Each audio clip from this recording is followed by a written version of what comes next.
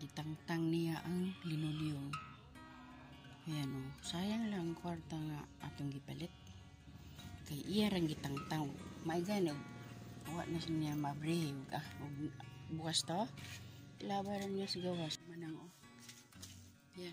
Nagkatain na naman. Tinan mo yung una niya manang o. Nagkatain. Linisin ko na naman yung tae niya.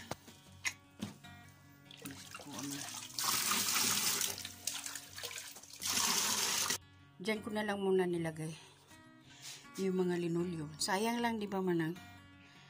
Sayang lang, binili, sabi ko hindi na siya dapat lagyan ng linoleum. Katulad niya ngayon. Di ara manang. Tangtang din na yun. Dali ka, dali. Tingnan mo nga sarili mo, be. Oh, tae na naman siya.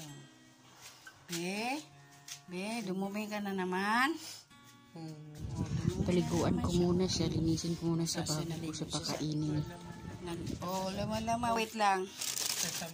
Oh, sama lama-lama. Oh. Oo, wait lang. Oo, tika lang. Manang, hindi na talaga dapat lagyan ng linoleum kasi para madali lang linisin. Katulad kanina, naghilahan na naman kami. Ay, Diyos ko manang. Ayaw na niya pumasok sa banyo. Takot na siya doon. Kasi nga, nadala na siguro kasi malamig ang tubig doon.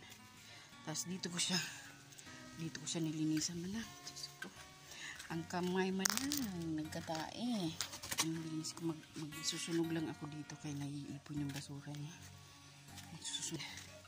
Nalinisan ko na naman. Pala ko na naman siyang gupitan sana. Ay, putulan. Kumain siya. Dinalan ko siya ng 2 hotdog. Kinain na lahat ng hotdog. Yung malalaking hotdog. Tsaka gusto niya yan, may tuyo.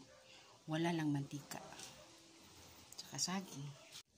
Nagsunog ako manang, oh. Sinunog ko yung mga damit niya dyan na mga hinubad. Pero yung linoleum, isasako ko yan, ibuhol. Tapos